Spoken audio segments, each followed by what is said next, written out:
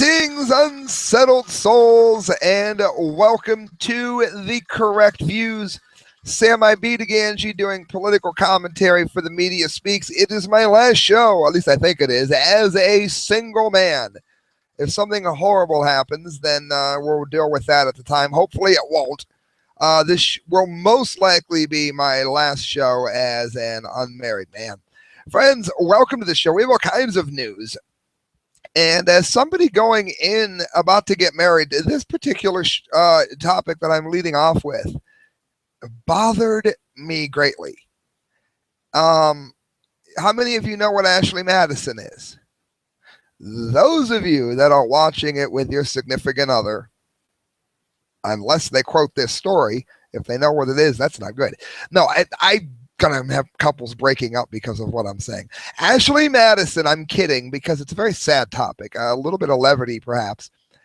Ashley Madison is a website that you go to cheat. And they go through, whatever. I'm not saying encryption needs to be illegal because people cheat. I'm not going down that route. I'm just saying that they hide who you are on this. They have more than 37 million members worldwide. $115 million revenue they made in 2014. Do you understand? This is a cheating website that was managing to make $115 million a year. This show made about, I don't know, with including gifts, about $200 last year, if I guessed high. $115 million, 80 million euros for you in the European Union. 1.2 million members in Britain alone. It is the equivalent to 5% of the UK's married population. And what could the hackers reveal? Real names, addresses, credit card transaction, and sexual fantasies. Now, see, that I hope that most of those 37 million members were people that had fantasies posted. And it's a way to share your fantasies online, and maybe your spouse would have a real problem if you did it. I don't really have a problem with that. I'm not God. That to me is a gray area. But a hacker group has broken into ashleymadison.com and stolen 37 million members' information and wants to post it. Now, friends, I'm not going to go into anything personal on the show, but I will say this.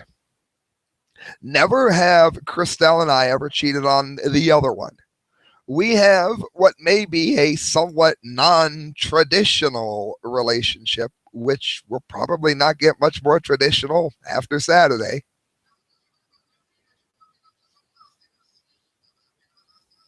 Not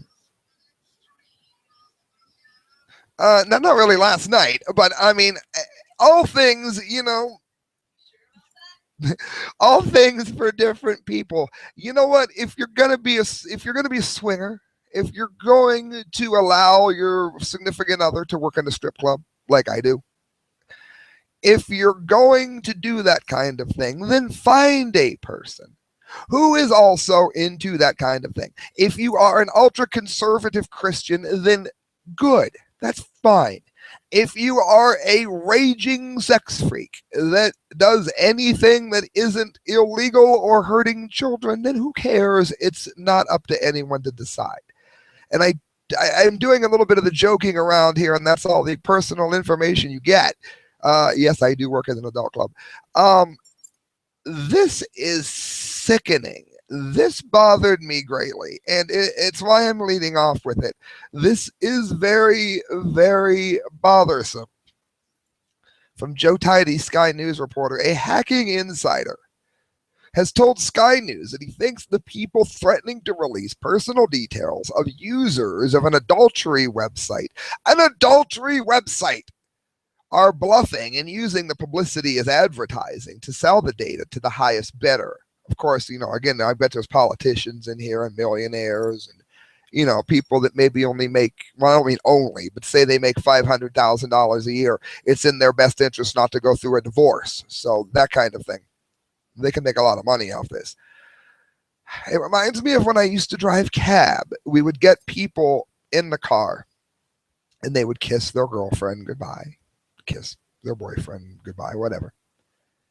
Get into the car and then brag to me about how they were going to cheat on that person and they had no idea. And it was like a badge of freaking honor, and it was not infrequent. Well, hackers calling themselves Impact Team have stolen and leaked data from some of Ashley Madison website's 37 million users and are threatening to publish more. Am I in favor of people stealing things like that? Not really, but that's almost not even a matter of the story. Do you understand that 37 million people, okay, some of them just want to read about other sexual fantasies and they don't want to share it with their significant other. They're not cheating. They're just reading or writing. Okay, 7 million people then. Even 10 million. 10 million? That sound fair? We're still talking about 27 million cheaters. And how many more would we have if more people knew about it, which they will now, of course. But how many more would there have been? It says, for now, the group has released just 40 megabytes of data, including some credit card details and several documents about its parent company, Avid Life Media, it's reported. Excuse me, thirsty. Donald Trump threw out Lindsey Graham's phone number. It's kind of the same thing. Not really. It says that the group says that it is prepared to release all customers' records, including the secret fantasies of members, unless the site is closed. Now, see, as I reread that, I think it is 37 million. I think the secret fantasies of a lot of these people is to hook up with someone in real life and cheat. No matter how you read that sentence, it's bad. It says the hackers' main issue with adultery, it goes on, the site seems to be a leaver's fee that the company charges users. So if you're on the site and you leave, you have to pay to leave the group. And one can only wonder what would happen if you didn't. Yeah, you know what? This is terrible. I thought that, you know, hey, man, I like to look at, I DJ in a strip club and I watch the girl with no top on sliding down the pole and she gives me a hug at the end of the night and she has no top on. I thought I was a freak. These people make me want to vomit. It says an insider who is well connected in the hacking community says he thinks Impact Team may have been paid to steal the details and that they're just bluffing about releasing the data. Well, that wouldn't do any good because now they put a target on their head. Somebody's going to figure something out. I don't buy that one. Vinny told Sky News that they claim they are going to give all of the information out, especially credit card details and all the other links and the hashes. I don't think they're going to release them, and they have a better chance of selling them to someone else or to black hat market or to the deep web. They'll profit from this in a big way, especially the size of the database. Well, yeah, if they charge a dollar a hit at $37 million. So Vinny said the hacking community that he is connected to is impressed at the scale of the attack, but that the group claiming responsibility is unlikely to be able to pull off anything of this scale again. I don't imagine so. There aren't many places that have 37 million scumbags on it.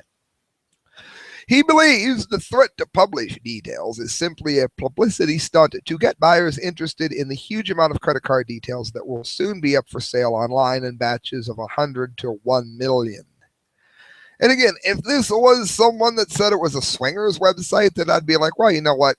That people could do whatever they want to by themselves. But that's not what this is. This here is exactly what I would use words like evil for. I don't mean the general sexual deviance of which most people are, for better or for worse. You see it on TV, it ends up in your head. Whatever excuse you want to give to it. It's the way you were born. Who knows? But the point is, Most Americans have some sexual deviance of some kind. That is not to say that most American sexual appetites are just atrocious. And this here, is there anybody else that is sickened by this, or am I talking to no one? The hackers said Avid Life Media has been instructed to take Ashley Madison and established men offline permanently in all forms, or we will release all customer records, including profiles with all the customers' secret fantasies and matching credit card transactions, real names and addresses, and employee documents and emails. The other websites may stay online. And again, this scumbag that owns two other websites that do the same thing. And I think he's a trashy, awful person as well. I'm not saying that it should be illegal. We don't need the government dictating morality. That's not what I'm saying. I'm saying this made me sick. Friends, moving on to something that made me happy. Rand Paul takes chainsaw to the U.S. tax code. Presidential hopeful battles all 70,000 pages in the campaign ad. I hope that he gets this on the major networks, 3, 5, 8, CNN, ABC, NBC, MTV, wherever. It's an excellent ad. He asks you, how would you get rid of the tax code? In a chainsaw, in a wood chipper, would you burn it? Ron Paul was very dry, and his humor was great if you happen to be a fan of dry English humor like I am. Not only, but I do like it. Rand Paul isn't making that same mistake. He actually is showing that there is some room for humor in the change that we hope all happens. And I've watched the video. It said the video entitled "How Would You Kill the Tax Code?" And I do believe you should look it up. It shows the Kentucky senator burning the 70,000-page tax law before throwing it into the wood chipper and splitting it in half with a chainsaw. The bad news here is he's polling at 4%, and we've got Trump in the 19%. You've got a lot of people ahead of Rand. Rand is like in the middle of the pack here. He is not doing well. SOS for fans of liberty. If you're not voting for Rand because you're voting for Gary Johnson, fair enough. But if you're not voting for Rand for any other reason, my honest opinion is you're making a massive mistake. SOS Rand Paul supporters, wake up. He's getting schlacked. It says, according to Paul's website, the tax code, which has become corrupt, complicated, intrusive, and anti-growth, needs to be completely dismantled and replaced with a fair and flat tax. Now, let me tell you something. What bothers me here is that Trump is getting so much credit for being right on everything pretty much that has to do with immigration, that it costs too much, thank you, D-Lake, to get into the country. We're selling the citizenship. We're not really giving it to the best and brightest. We're selling our citizenship in the country. And then we have this influx of immigrants that are basically breaking into the country, causing even more trouble. And we're saying that they're dreamers when many times they're rapists. The reason they're leaving Mexico is because they are being wanted for crimes there. Am I saying that that's all illegal immigrants? No, but I'm saying it needs to be easier to get in legally, but we need to be much, much harder on those that are here illegally. And Trump is right on this. It would help a lot. What's wrong is that Rand Paul is more right on this. If the average bonehead American was able to understand that even though we are losing millions to illegal immigration on a regular basis without stop like water coming out of a sieve, Rand's idea of changing the IRS would save us way more.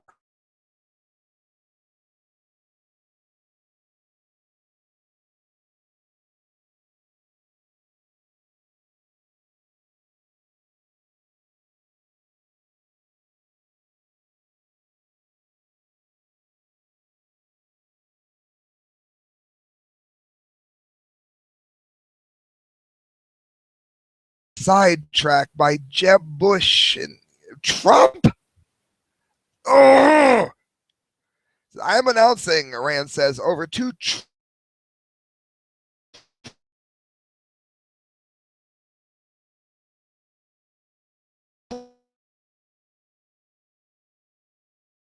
trillion cut that would hire businesses, Paul writes. I would eliminate nearly every special interest loophole. The plan also eliminates the payroll tax on workers and several federal taxes outright, including gift and estate taxes, telephone taxes, and all duties and tariffs. $2 trillion. Donald Trump is not going to save you $2 trillion. So would you please wake up? All right, go and look at the ad, friends. The rest of it is on there. I'm not going to spend a lot of time on it, but oh, this is absolutely maddening. I do want to read a bit more. Another increasingly obvious danger of our current tax code is the empowerment of a rogue agency, the IRS, to examine the most private financial and lifestyle information of every American citizen, Paul writes.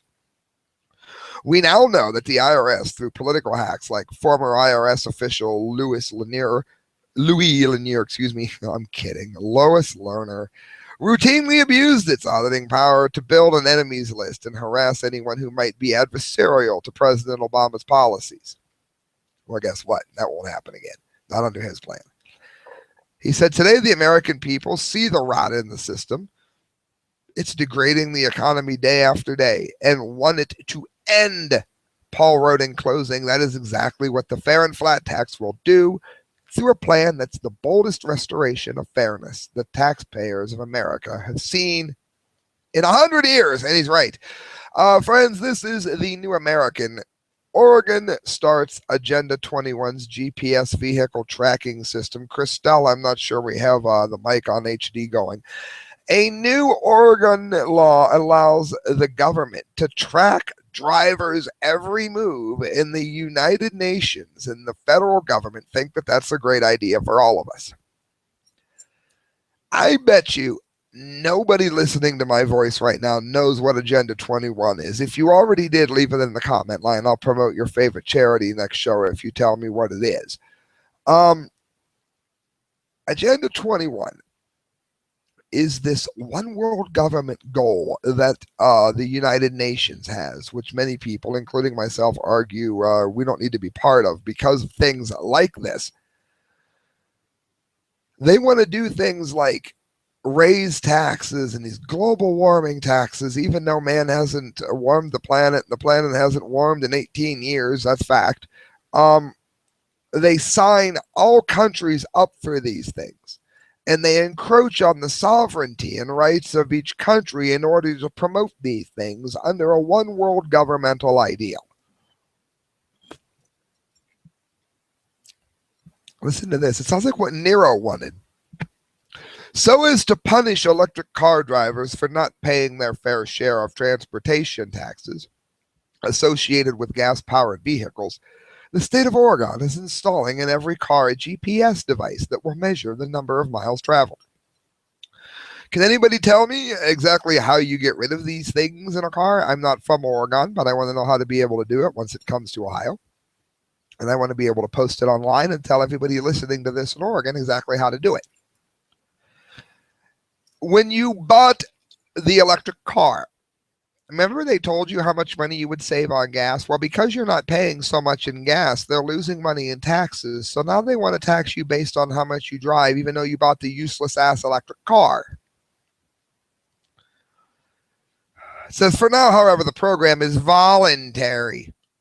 But such invasions of privacy and surveillance schemes rarely stay that way.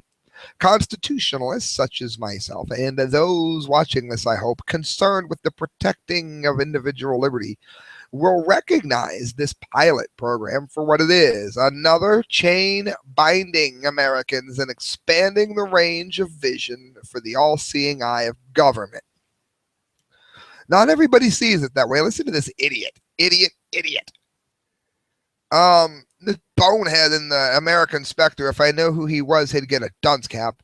I've been freeloading on the highways for 20 years driving electric cars, so I haven't been paying my fair share. The fact that you bought the electric car was supposed to be your fair share. So what they're doing is going to track everywhere you drive. Everywhere you go is going to be known by the government. And somehow we're supposed to all come together and believe that this is a remarkable idea. Yes, if you have a pumpkin for a head. Friends, you're listening to The Correct Views. Got 3 more stories to get to before we jump off for the day. I want to give a shout out to Sticker Junkie. Look at these. D-Lake at Sticker Junkie. If you've never been on the website, stickerjunkie.com, make sure you go. Let them know, especially attention D-Lake, heard about it on The Correct Views. What they're going to do is make you the best stickers that you've ever had. And give them some idea what you want. You don't have to be the best artist ever. I did that in Photoshop quickly. Liquify is a wonderful tool for those of you that want to know how I did it. David Lake made them into all this. Look at that. It's wicked. And every single one of them. If you want one, let me know. thecorrectviews@hotmail.com. Moving on. This is from Mike McLaughlin. You can look him up, facebook.com, Mike McLaughlin. He writes some of the best fiction, political rants, and poetry extant today. Also a horror movie genius.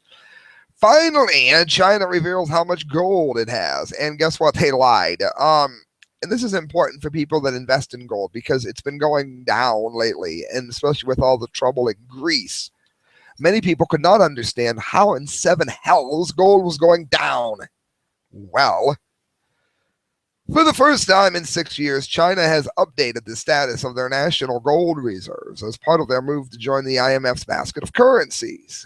They were asked to come clean on the amount of gold they've accumulated in recent years. However, the numbers they've given have left investors feeling skeptical. Yeah, and why aren't they doing anything? Because these nations so wisely sent their jobs to China, and now they don't know what the hell to do. They won't own anything if they make too many waves. As China, another Nero, takes over the world. Officially, they now have 1,658 tons of gold. The last time that number was updated in April of 2009, it stood at 1,054 tons, which is roughly a 60% increase and places their gold haul above that of Russia's. However, it's pretty impressive, but it falls short, it says, of what investors expected. In other words, what they knew. When they first announced that they were going to reveal their stockpile 2 months ago, the most conservative estimates placed their gold holdings at 3,000 tons, or double what they have reported. Due to the fact that China is the largest gold producer, so that they mine and produce gold there in quantities that are the largest in the world, among the top anyway. And they're also the largest gold importer. Just about. Their current numbers are dubious at best. In other words, they're lying, and that brings the price of gold down to a plummet. As for why they may still be underreporting their gold reserves, they probably don't want to alarm the markets. They want to keep gold prices low so that they can keep accumulating more, which you should be doing. That's why I'm reporting on it. Which, given the amount of gold they've officially bought, they're obviously determined to keep buying. So they know something is going on here. Yeah, because they're doing it. It says, since the price of gold and the value of the dollar has an inverse relationship, they want to keep gold low so that their massive dollar reserves stay valuable, which they are still in the process of selling, and there's a link to prove it. At some point, they're going to use their gold reserves to challenge the supremacy of the dollar, which we are destroying here for reasons that Rand Paul has warned about forever. They're going to keep prices low now, though, and then hoard as much as they can, which you listening to this should do. And friends, that brings us to the Dumdy of the day. And those of you that like the Dumdy are going to be very, very happy because we do, in fact, have 2 Dumdies. That's right. I've been swarmed with idiots, so we have 2 Dumdies.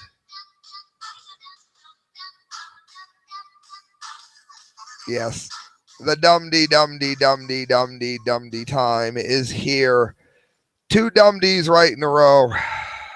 How do people get so stupid? Federal judge orders cancellation of the Washington Redskins trademarks. Why do I report on this? Because I want you to contact this judge and let him know what an idiot he is. Don't threaten him. Don't do anything illegal. But I've mailed dunce caps to judges. I've mailed them to the IRS. I've mailed them to the Pentagon.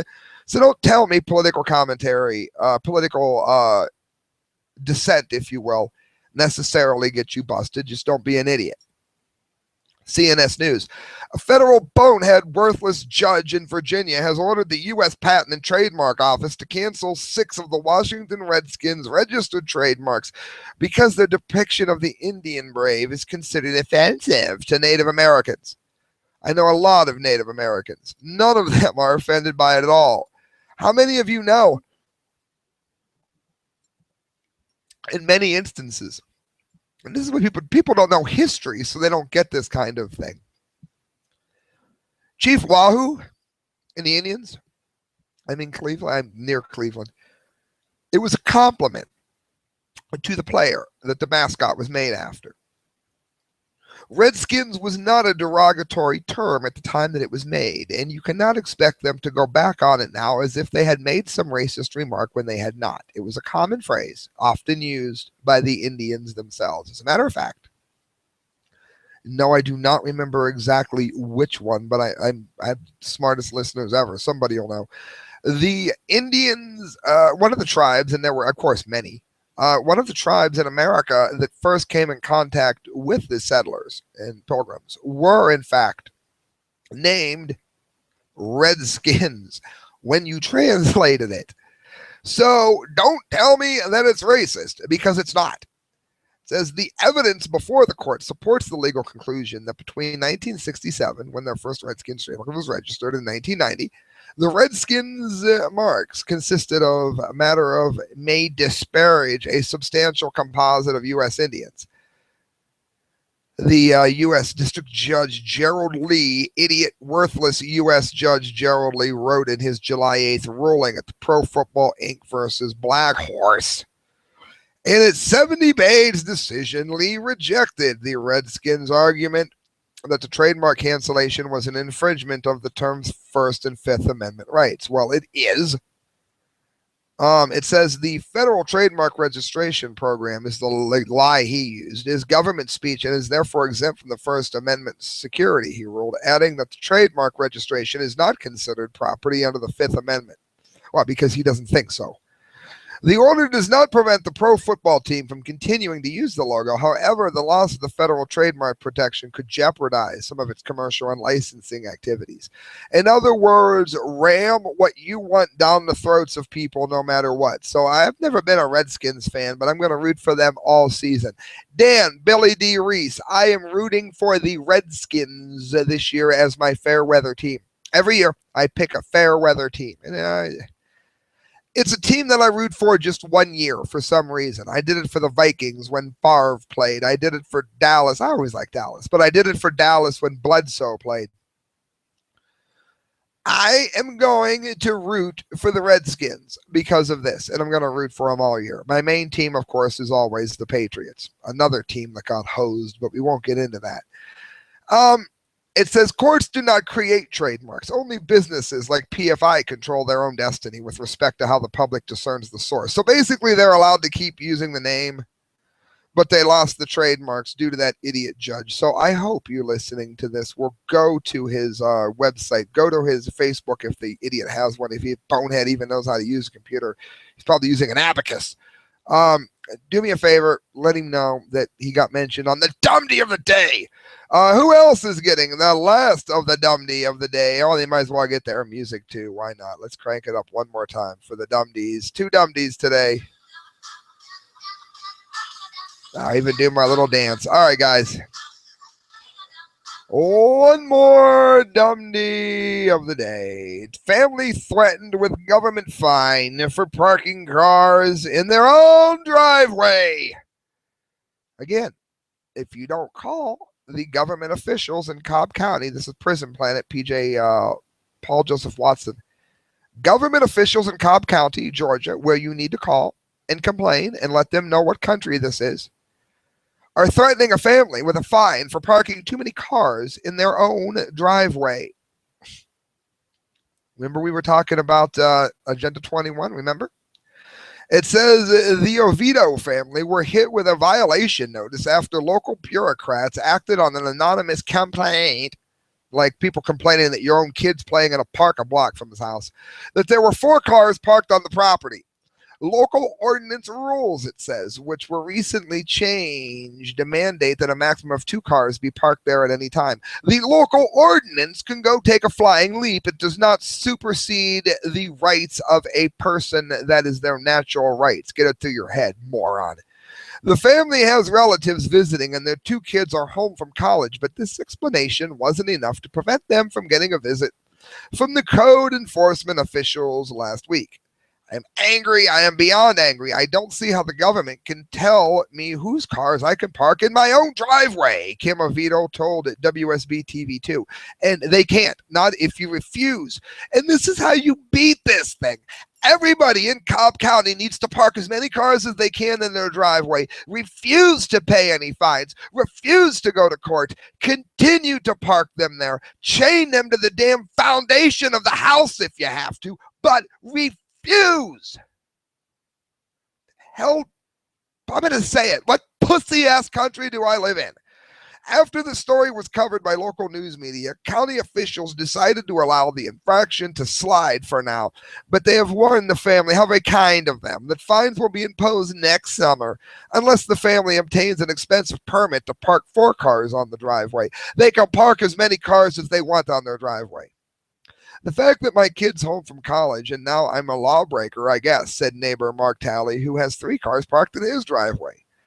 Officials stress that the rules are based on conservation, a nod to the draconian Agenda 21, as we started the show, style mandates from the UN, which governments are imposing in line with the United Nations recommendations based on environmental sustainability. Anytime you hear that or hear for the children, know that what they really mean is hose the adults. It says rules in which many cases threaten to violate property rights. Property rights of the American citizens supersede anything that Agenda 21 says. Agenda 21 needs to be rejected by everybody in the entire country, politicians included. Man is not warming the planet, for one thing. It's not changing anything. Earlier this year, lawmakers in Texas introduced legislation in an effort to prevent, thank God, local legislatures from participating in the scheme, with the GOP State Senator Bob Hall speaking of the necessity to target city organizations in cities that are adapting the UN programs. The enforcement of petty and unreasonable ordinance codes by local authorities is often a sore point for Americans who simply wish to be left alone. Back in April, we reported on a Utah family, of course, that was ordered to dismantle a temporary cardboard castle that a father had built for his kids in his own front yard. So please call Cobb County. Please complain. I don't care if you tell them you heard about it on The Correct Views. Let them watch it. I let them watch me mock them because they deserve it. That's why they got the Dumdy of the freaking day. Friends, you're listening to The Correct Views. Sam I.B. DeGangi is signing off and doing political commentary for The Media Speaks. Go to themediaspeaks.com. Look up the work of Kyle, Court, D. Lake, and myself. And make sure you share this video. If you want to donate to the show, every penny you give to me goes towards a better show. We got lights all around us. All of this costs us money.